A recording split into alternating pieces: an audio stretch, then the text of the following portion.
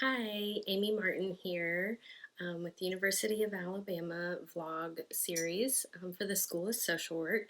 I'm back for week 2 to let you guys know a little bit more about my placement.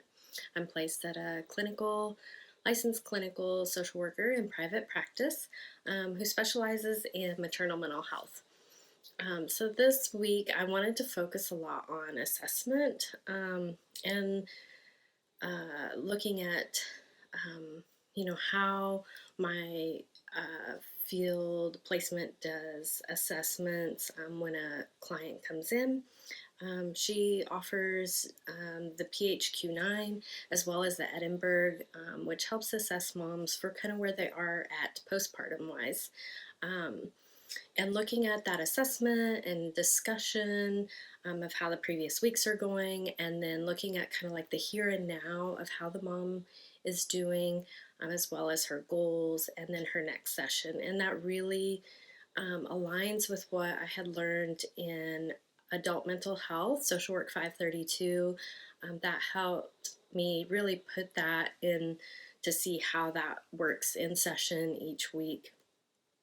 As far as what some of the moms are struggling with seems to be really consistent each week with COVID and feeling isolation as a new mom, struggling with self-esteem, and then maybe for clients that are pregnant, a lot of fear about past experience with postpartum depression or anxiety, and then that transition of the work and family life balance and returning to work in general.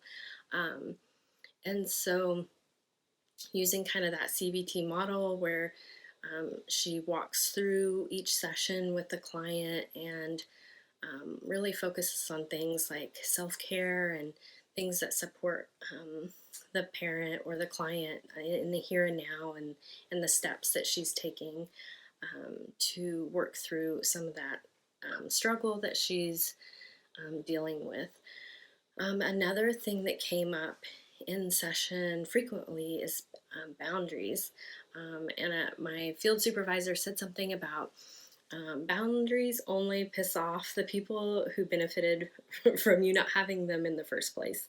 And that's something that really stood out to me, as it was really helpful to each client that heard that.